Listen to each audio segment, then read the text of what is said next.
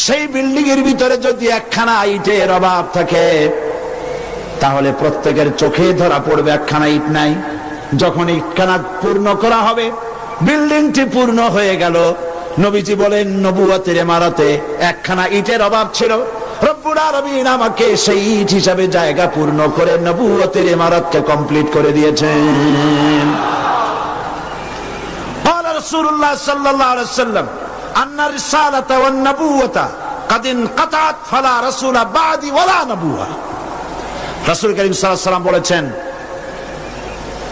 রিসালাত এবং নবুয়তের দরজা কাট হয়ে গেছে, নতুন করে কোন নবী বা রাসূল পৃথিবীতে আর আসবে না। قال النبي صلى الله عليه وسلم لو كان بعدي نبي لكان عمر بن الخطاب رضي الله تعالى عنه। আমার পরে যদি কেউ নবী হতো, অবশ্যই ওমরকে আল্লাহ পাক নবী বানায় দিতেন।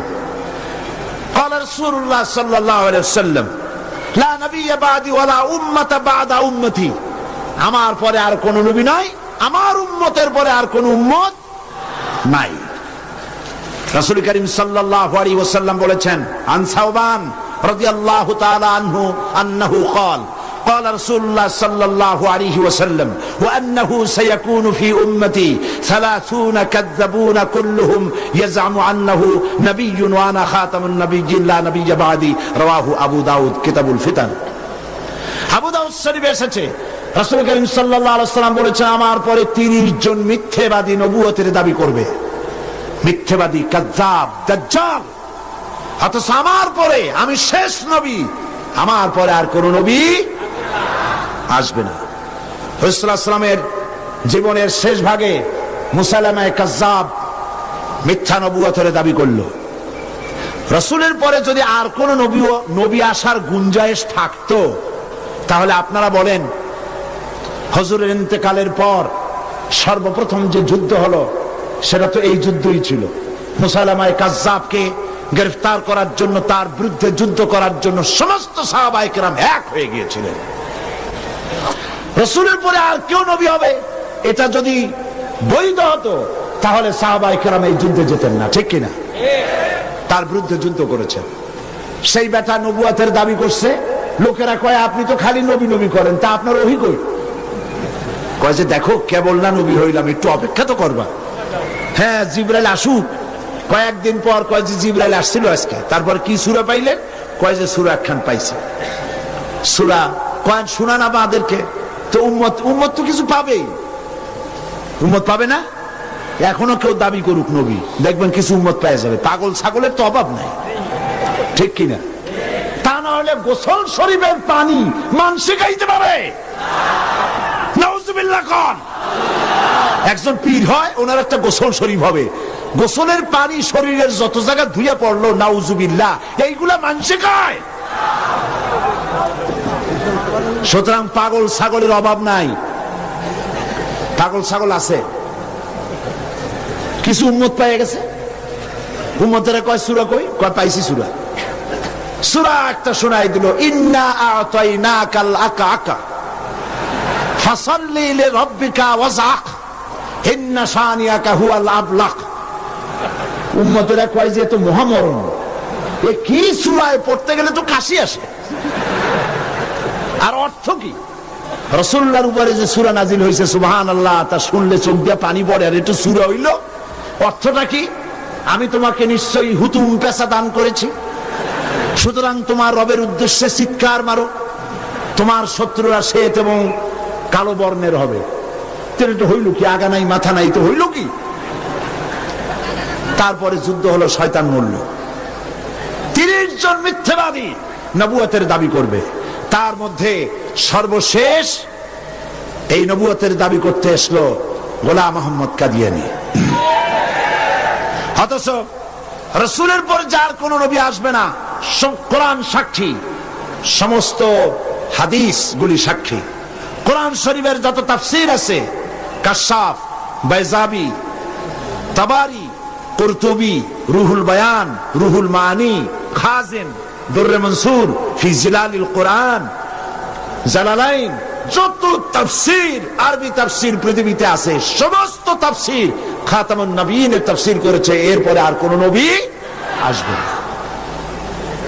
একটি কথা মাঝখানে শোনায়নি, এই পৃথিবীতে খ্রিস্টান এবং ইহুদিরা যখনই মুসলমানদেরকে আক্রমণ করতে চেয়েছে কোনো ব্যাপারে, তখন মুসলমানদেরকে ব্যবহার করেছে, ঠিক না? মুসলমানদেরকে ব্যবহার করেছে। রাসূলুল্লাহকে গালি দেওয়ার জন্য বাংলাদেশে কবি নামের কলঙ্ক দাউদ হায়দার নামক এক শয়তানকে তারা ব্যবহার করেছিল।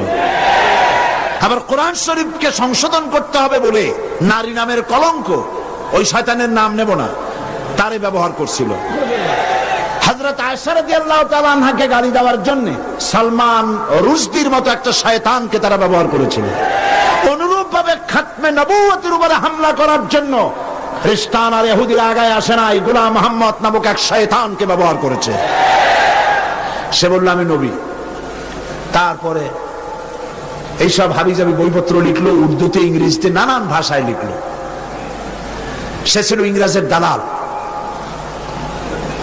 এরপরে আরেকটি কথা হচ্ছে, ইমাম আযম রাহমাতুল্লাহ আলাইহি বলেছেন, আপনারা বিরক্ত হচ্ছেন না তো?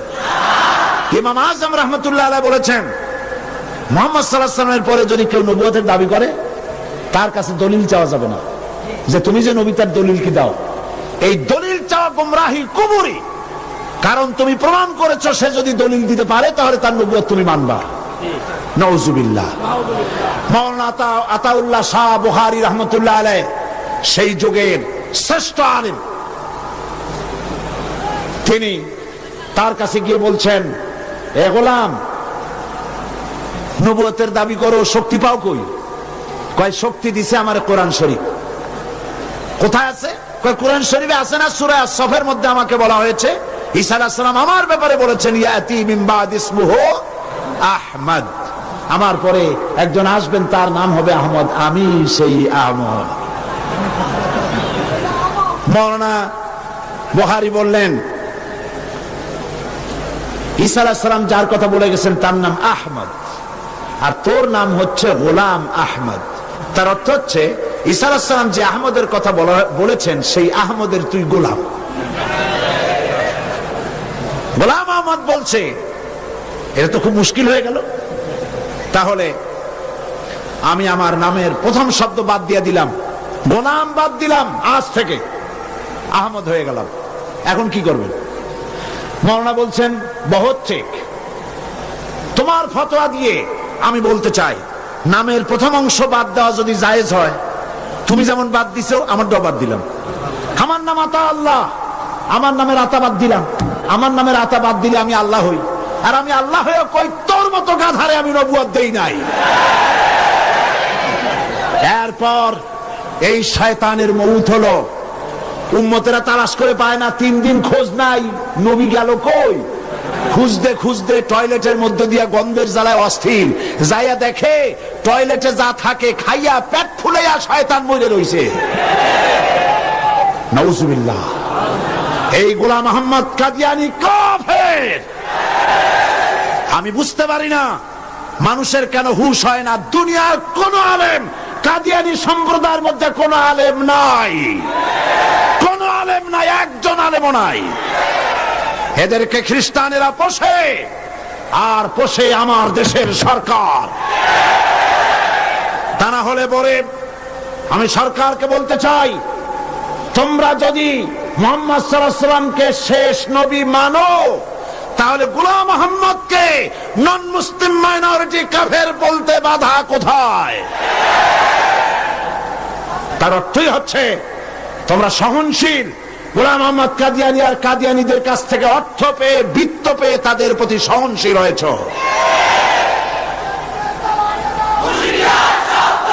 এই পৃথিবীর 18টি মুসলিম দেশ কাদিয়ানীদেরকে নন মুসলিম মাইনরিটি হিসেবে ঘোষণা করেছে। বাংলাদেশকেও করতে হবে। সেই সৌভাগ্য এই পোড়া কপাইলা সরকারের আছে কিনা আমি জানি না। বাংলাদেশের সমস্ত আলেম, সমস্ত পীর সব একমত, হিন্দুরা যেভাবে দেশে বাস করে স্বাধীন নাগরিক হিসেবে, বৌদ্ধ খ্রিস্টানরা যেভাবে বাস করে এবং নাগরিক সুবিধা গ্রহণ করে, কাদিয়ানীরাও সেভাবে নাগরিক সুবিধা ভোগ করবে। তবে নন মুসলিম মাইনরিটি হিসেবে ভোগ করতে হবে, মুসলমান নামে ভোগ করতে পারবে না। এবং কোন কাদিয়ানির মসজিদ থাকবে না। কাদিয়ানীদের মসজিদ মসজিদ নয়, উপাসনালয়। তাদের মসজিদের ইমাম হয় না, পুরোহিত হয়।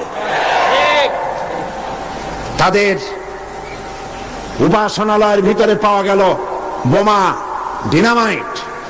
তাদের পুরোহিতদেরকে গ্রেফতার না করে, তাদের নেতাদেরকে গ্রেফতার না করে আল্লাহর বান্দা এদেশের আলেমদেরকে গ্রেফতার করে পুলিশ রিমান্ডে নিয়ে নির্যাতন চালানো হচ্ছে। মনে রেখো, আল্লাহ বলেন ওয়ায়ামুদ্দুহুম ফি তুগয়ানিহিম ইয়ামাহুন, আমি সীমা লঙ্ঘনকারীদেরকে ঢিল দেই, দেখি কদ্দুর পারো। তারপরে যখন প্রান্ত সীমায় চলে যায়, ইন্না বাতশা রাব্বিকা লাশাদীদ, তোমার প্রভু যখন ধরে, তোমার প্রভুর পাকড়াও সিরিয়াস হয়ে যায়। হাতের কাছে শত টেলিফোন থাকলেও টেলিফোনের গায়ে হাত যাওয়ার আগে ব্লাস্ট ফায়ার হয়ে কলিজা উড়ে চলে যাবে। আল্লাহকে ভয় করো। কারে ভয় করো? চিল্লাও, কারে ভয় করো? আল্লাহ পাককে ভয় করো। কাদিয়ানীরা কাফের, তাদের কুফরি থেকে, তাদের অনিষ্টতা থেকে দেশকে বাঁচাও।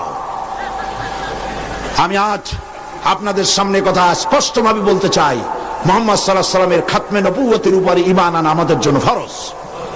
হুজুরের পরে আর কোন নবী আসবে না। আমার কথার ভুল অর্থ করার কোনো সুযোগ নাই, স্পষ্ট কথা বলছি। আমি আপনাদেরকে আরজ করব, আগামীকাল এই আয়াতের বাকি অংশ আপনাদের সামনে পেশ করব ইনশাআল্লাহ। মুনাজাতের জন্য সব মুসলমান যার যার জায়গায় 1 সেকেন্ডের ভিতরে বসে পড়ো।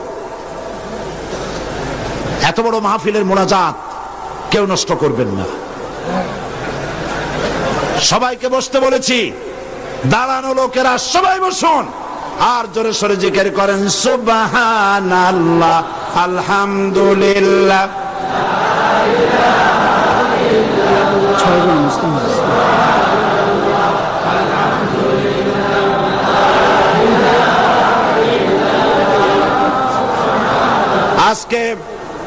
আজকে 6 জন অমুসলিম ইসলাম কবুল করার জন্য এসেছেন।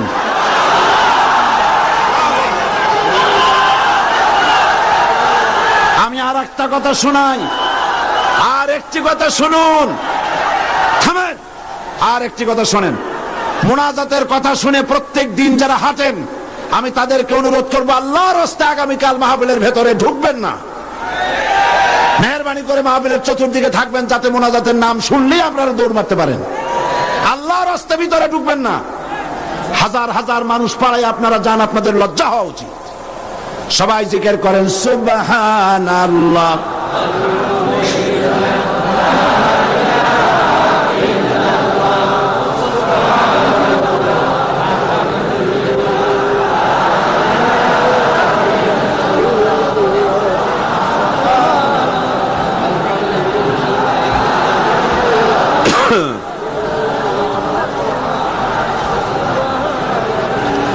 আজকে যারা ইসলাম কবুল করবেন তারা হচ্ছেন সুনীল কান্তি দাস, পিতা Arjit Kanti Das, B block road, Chandgaon, Panchlaish. বর্তমান নাম পছন্দ করেছে মোহাম্মদ ইব্রাহিম।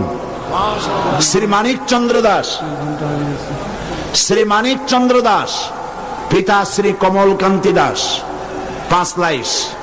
বর্তমান নাম মোহাম্মদ সাইফুল ইসলাম আজাদ।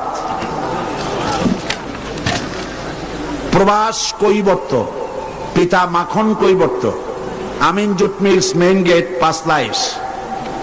বর্তমান নাম মোহাম্মদ রাসেল। বিশ্বজিৎ সূত্রধর, পিতা মাখনলাল সূত্রধর, বর্তমান নাম বাড়ি সন্দীপ। বর্তমান নাম পছন্দ করেছে মোহাম্মদ মনিরুল ইসলাম। শ্রী দুলাল বাবু শীল, পিতা শ্রী জিতেন বাবু শীল, সিগন্যাল কোম্পানি, পাঁচলাইশ। বর্তমান নাম মোহাম্মদ আবু বকর সিদ্দিক। শ্রী সুবল চন্দ্র সাহা, পিতা আশুতোষ সাহা,